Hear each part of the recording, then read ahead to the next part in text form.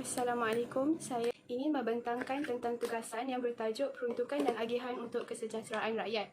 Kerajaan mementingkan kesejahteraan rakyat kerana ia merupakan pengukur kemajuan serta keharmonian sesebuah negara. Pelbagai langkah boleh diambil bagi mengekalkan kesejahteraan rakyat, contohnya melalui perbelanjaan negara. Perbelanjaan negara ialah hasil yang dikutip oleh kerajaan untuk membayar perbelanjaan sesebuah negara dan ianya terbahagi kepada dua, iaitu perbelanjaan mengurus dan perbelanjaan pembangunan. Perbelanjaan mengurus kerajaan adalah sesuatu perbelanjaan jangka pendek, iaitu 1 tahun sebelum belanjawan seterusnya yang bergantung kepada tahap pendapatan negara. Ini bermakna walaupun pendapatan negara bertambah atau berkurang, kerajaan perlu memastikan rizab disediakan untuk perbelanjaan mengurus. Perbelanjaan pembangunan pula adalah peruntukan yang akan digunakan bagi tujuan pelaburan, pembangunan ekonomi dan sosial. Ia merupakan satu bentuk pelaburan atau perbelanjaan modal untuk kesan jangka masa panjang. Perbelanjaan negara akan dibentang melalui Belanjawan Malaysia. Agihan oleh kerajaan diserahkan kepada kerajaan pusat disebabkan kerajaan negeri tidak mampu mencapai matlamat agihan. Contohnya, golongan kaya dalam kawasan kerajaan negeri itu akan berpindah keluar ke kawasan jiran yang lain, manakala golongan miskin dari kawasan lain akan berhijrah masuk ke kawasan negeri yang mengamalkan program cukai subsidi. Kesannya, kawasan tersebut akan mempunyai golongan miskin yang rendah pendapatan per kapita mereka, manakala kawasan lain akan mempunyai golongan kaya yang tinggi pendapatan per kapita. Dalam aspek peruntukan pula, kerajaan pusat menyediakan barang dan perkhidmatan yang memberi faedah kepada setiap penduduk dalam negara. Contohnya, projek pertahanan negara, kerajaan negeri pula menyediakan barang dan perkhidmatan awam yang faedahnya terhad kepada sekumpulan penduduk dalam kawasan tertentu. Contohnya, projek empangan air. Mengikut teori peruntukan sektor awam, barang dan perkhidmatan awam mesti disediakan oleh unit pentadbiran tertentu mengikut saiz kawasan faedah barang itu, dan kos penyediaannya dibiayai bersama. Penglibatan kerajaan negeri atau tempatan untuk menyediakan barang dan perkhidmatan awam memang penting untuk mencapai kecekapan peruntukan. Ini kerana kerajaan negeri boleh menyediakan pelbagai jenis dan tingkat output barang awam tempatan mengikut citarasa dan keutamaan masyarakat yang berbeza. Dan kos penyediaan barang tersebut akan dibiayai oleh masyarakat yang menikmati faedahnya. Dengan ini, kecekapan peruntukan lebih mudah dicapai oleh kerajaan negeri berbanding kerajaan pusat. Assalamualaikum, saya Muhammad S5838. Malaysia merupakan sebuah negara demokrasi yang telah mengamalkan sistem ekonomi campuran sejak dahulu lagi. Perkara ini telah memberi manfaat kepada kedua-dua pihak antara pihak kerajaan dan swasta yang dapat mencapai matlamat masing-masing, iaitu kerajaan dapat menjaga kebajikan rakyat dan swasta dapat memaksimalkan keuntungan dan dapat meminimalkan kos dengan subsidi yang diberikan oleh kerajaan. Sektor swasta memainkan peranan lebih besar bagi membantu memacu pertumbuhan ekonomi. Sektor swasta di Malaysia mempunyai kemampuan yang berkualiti dalam mengurus sumber ekonomi kerana tidak bergantung sepenuhnya oleh kerajaan. Oleh itu, terdapat beberapa peranan penting kerajaan dalam memperuntukkan dan daya tahan bagi sektor swasta. Peranan mengintegrasikan ke dalam rantaian penawaran global, iaitu dalam dunia perdagangan dan peleburan, wujud persaingan pengeluaran barangan dan perkhidmatan di antara negara-negara pada peringkat global, seperti perdagangan di antara negara Malaysia dan Jepun yang bersetuju untuk menggandakan usaha bagi menghadapi cabaran era baru, iaitu jumlah dagangan kedua-dua negara mencecah RM148.98 bilion dengan ekspor Malaysia ke Jepun berjumlah RM75.27 bilion dan import dari Jepun ke Malaysia bernilai RM73.71 bilion. Selain itu, peranan dalam menginovasikan perhubungan, perniagaan dan pembangunan melalui teknologi ICT yang telah dimajukan, di mana banyak urus niaga perniagaan melalui internet berbanding saluran lain seperti TV dan surat khabar. Oleh itu, kerajaan telah memperuntukkan RM700 juta menerusi pemberian grant dan pinjaman untuk menerapkan penggunaan teknologi digital dalam operasi dan saluran perdagangan. Seterusnya, peranan dalam merasionalisasi penyertaan kerajaan dalam perniagaan. Kemudian, peranan kerajaan dalam mengurangkan kerenah birokrasi dan mewujudkan persekitaran yang berdaya saing. Akhir sekali, peranan dalam menerima pakai piawaian antarabangsa dan amalan terbaik. Kesimpulannya, terdapat banyak peruntukan dan usaha yang disediakan oleh kerajaan kepada sektor swasta bagi mengukuhkan lagi organisasi tersebut dalam memberikan perkhidmatan dan keluaran yang terbaik kepada ekonomi negara. Assalamualaikum dan salam sejahtera. Perkembangan politik tanah air pada masa kini semakin menampakkan kesan yang positif. Pergolakan politik yang berlaku pada masa lalu kini dapat kembali stabil. Seterusnya, kerajaan dapat memfokuskan agenda negara demi kebajikan rakyat. Antara peranan kerajaan Malaysia dalam perkembangan isu politik semasa ialah mensejahterakan kestabilan politik negara. Melalui konsep keluarga Malaysia makmur sejahtera, kerajaan mampu mewujudkan kestabilan politik, ekonomi dan sosial berdasarkan 3 teras utama, iaitu keterangkuman, kebersamaan dan kesyukuran. Selain itu, menjaga kebajikan rakyat. Kerajaan berperanan untuk menjaga kebajikan rakyat dalam apa jua keadaan kerana telah mendapat mandat oleh rakyat. Oleh itu, hak asasi rakyat seperti bekalan makanan ruji perlu diutamakan. Di samping itu, menggalakkan pembangunan lestari. Isu pemanasan global dan perubahan iklim hangat diperkatakan sejak akhir-akhir ini. Oleh itu, kerajaan mestilah berusaha mengurangkan impak negatif pemanasan global. Ini dapat dilihat melalui pembentangan bajet 2022 yang lalu, iaitu agenda kelestarian telah menggariskan amalan rendah karbon, memperkasa komuniti dan menerbitkan sukuk kelestarian pertama negara dalam ringgit. Oleh itu, agenda ini menjurus kepada mencapai matlamat pembangunan lestari SDG dan menjadi negara neutral karbon 2050. Kesimpulannya, perkembangan politik negara yang mencabar tidak menafikan usaha dan peranan kerajaan dalam perkembangan politik negara. Peranan kerajaan Malaysia dalam pilihan raya umum di Malaysia adalah sejak tahun 1957, Malaysia mengekalkan sistem politik pelbagai parti, yang mana parti politik yang memperoleh majoriti kerusi di Dewan Rakyat atau Dewan Undangan Negeri boleh menubuhkan kerajaan persekutuan atau negeri. Sistem yang digunakan di Malaysia berasaskan first past the post system. Ini bermakna calon-calon yang memperoleh majoriti akan diisytihar pemenang di bahagian pilihan raya yang berkenaan. Selain itu, pada Jun 1965, Suruhanjaya Siasatan Diraja ke atas perjalanan kerajaan tempatan telah menjalankan kajian dan antara cadangan Suruhanjaya tersebut adalah untuk menggantung peruntukan undang-undang berkaitan pilihan raya kerajaan tempatan di seluruh negara. Kerajaan tempatan termasuk Akta Kerajaan Tempatan 1976 yang memasukkan pilihan raya kerajaan tempatan. Seterusnya, pada tahun 2015, Kerajaan Malaysia telah menubuhkan Jawatankuasa Konsultatif Nasional mengenai pembiayaan politik. Hasil cadangan Jawatankuasa tersebut, satu draft rang Undang-Undang Derma Politik 2019 telah dikemukakan untuk diperhalusi oleh Jawatankuasa Pilihan Khas Parlimen bagi pertimbangan rang undang-undang. Akibat daripada pertukaran kedudukan ahli-ahli Parlimen pada Mac 2020, sehingga hari ini rang undang-undang tersebut masih belum dibentangkan. Peranan kerajaan Malaysia yang berikutnya adalah kerajaan Malaysia menubuhkan satu jawatankuasa untuk pilihan raya umum Malaysia, iaitu Jawatankuasa Khas Pembaikan Sistem dan Undang-Undang Pilihan Raya ERC yang ditubuhkan pada Ogos 2020 adalah suatu lagi contoh tindakan proaktif kerajaan untuk mengkaji keberkesanan dan kesesuaian sistem dan undang-undang pilihan raya di Malaysia ketika ini. Jawatankuasa ini dipengerusikan oleh Tan Sri Abdul Rashid Abdul Rahman, mantan pengerusi Suruhanjaya Pilihan Raya SPR, diberi mandat yang besar untuk mengkaji hampir keseluruhan sistem dan undang-undang pilihan raya di Malaysia.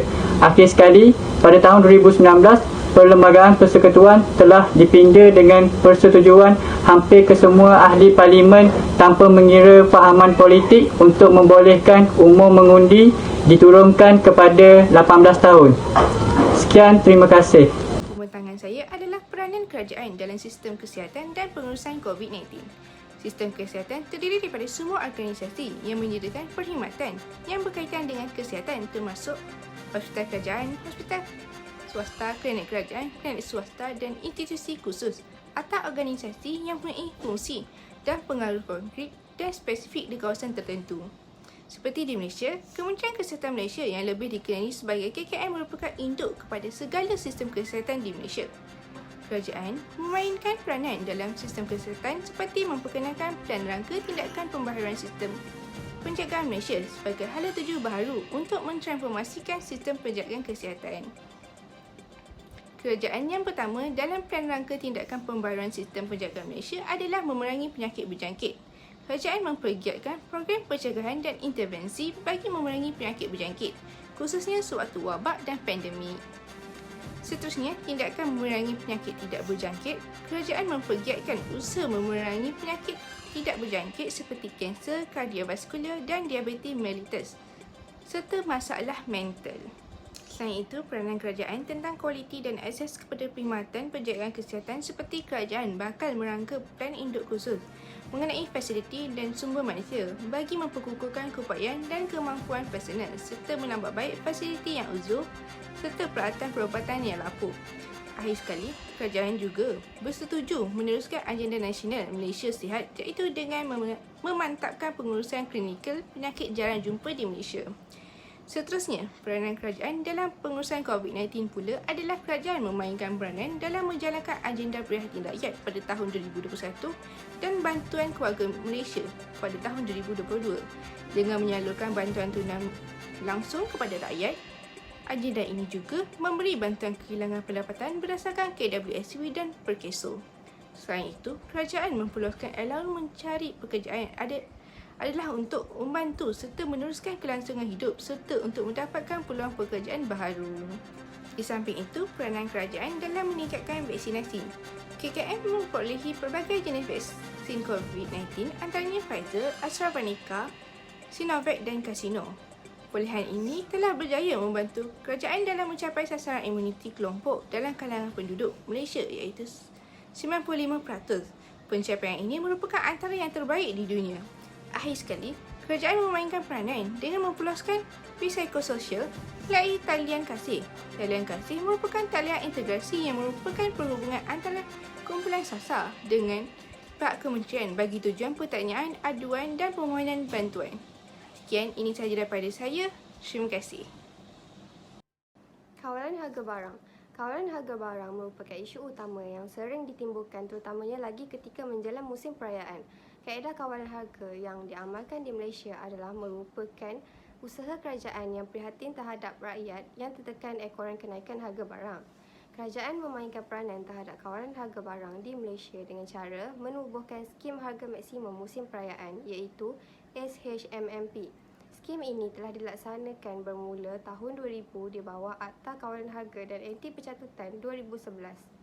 Tujuan skim ini adalah untuk melindungi pengguna dari peniaga-peniaga yang mengaut keuntungan berlebihan sebelum, semasa dan selepas musim perayaan.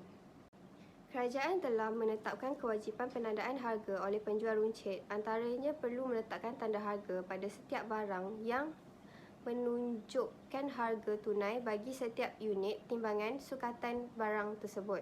Kementerian Perdagangan Dalam Negeri, Koperasi dan Kepenggunaan akan meneruskan penguatkuasaan Perintah Kawalan Harga terhadap penjual runcit ini untuk mewajibkan semua peniaga yang menjual barangan secara runcit kepada pengguna supaya mempamerkan atau meletakkan tanda harga pada semua barangan jualan mereka. Mana-mana peniaga yang tidak mematuhi atau melanggar mana-mana peruntukan perintah ini adalah melakukan satu kesalahan terhadap Akta Kawalan Harga 1946. Selain itu, peranan terhadap pemantauan secara berkala.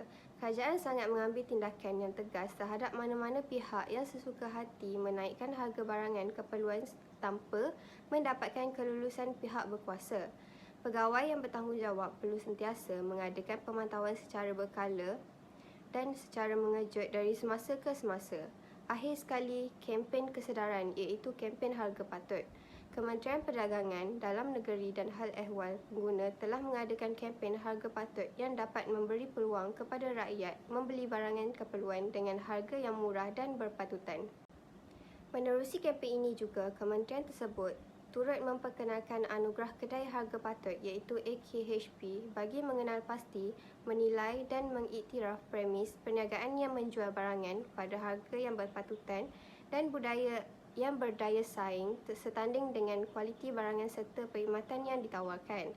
Dalam usaha ini akan dapat mengurangkan beban rakyat dalam menghadapi peningkatan kos sara hidup seharian. Kesimpulannya, dari sini dapat kita lihat bahawa kerajaan sangatlah prihatin terhadap kesejahteraan hidup rakyat dan sentiasa melaksanakan pelbagai langkah bagi meringankan beban rakyat. Harapan saya agar kerajaan dapat menambah baik program, perintah atau peraturan sedia ada dan mengusahakan lebih banyak langkah untuk mengawal harga barang. Pelaksanaan fiskal federal di Malaysia. Malaysia adalah salah satu daripada negara yang mengamalkan dasar fiskal federal. Menurut Ware, konsep federalism bermaksud wujudnya dua peringkat kerajaan iaitu kerajaan pusat dan kerajaan negeri yang mana tiap-tiap tersebut mempunyai hak bidang kuasa masing-masing serta bebas daripada campur tangan orang lain. Konsep federalism ini menunjukkan ciri-ciri pembahagian kuasa antara kerajaan pusat dan kerajaan negeri. Tiada campur tangan melibatkan kuasa kerajaan pusat dan kerajaan negeri tetapi semak dan imbang tetap berlaku di bawah bidang kuasa masing-masing. 3 fungsi sektor awam yang utama dapat dilaksanakan dengan cekap. Fungsi tersebut ialah menjamin kecekapan penggunaan sumber, mewujudkan peagihan pendapatan yang saksama dan mengekalkan ekonomi pada tingkat guna tenaga yang tinggi dengan kestabilan harga yang munasabah. Antara peranan kerajaan dalam pelaksanaan dasar fiskal federal di Malaysia adalah kerajaan pusat hendaklah menjalankan fungsi peruntukan. Jika produk dan perkhidmatan yang disediakan memberi manfaat kepada semua penduduk negara, manakala tugas menyediakan barangan dan perkhidmatan awam tambahan dijalankan oleh kerajaan negeri atau pembadal. Selain itu, kerajaan pusat dan kerajaan negeri boleh menjalankan tanggungjawab masing-masing dengan cekap. Dalam kawasan tertentu, contohnya projek pertahanan negara, penyelidikan atom, taman teknologi, pembersihan alam sekitar dan kawalan penggunaan dan fungsi agihan diwakilkan kepada kerajaan pusat kerana kerajaan negeri kurang berkesan dalam mencapai matlamat agihan. Kerana golongan kaya di kawasan kerajaan negeri akan berhijrah ke kawasan jiran lain. Manakala golongan miskin dari kawasan lain akan berhijrah ke kawasan negeri yang melaksanakan program subsidi cukai. Hasil daripada skim tersebut, orang miskin yang berpendapatan per kapita rendah akan tinggal di tempat tertentu, manakala individu mewah yang berpendapatan per kapita tinggi akan tinggal di kawasan lain. Walaupun fakta bahawa semua ahli masyarakat malah orang kaya bersetuju bahawa skim subsidi cukai akan menghapuskan kemiskinan, mereka tetap mencari kaedah untuk mengelak daripada menyertai program. Kesan ini akan menyebabkan inflasi yang tinggi. Oleh itu, kawalan kerajaan pusat terhadap penawar wang memang diperlukan. Apabila kuasa mencipta wang hanya diserahkan kepada kerajaan pusat, ini bererti keupayaan kerajaan negeri untuk mengawal kestabilan ekonomi di kawasan masing-masing hanya bergantung pada dasar fiskal.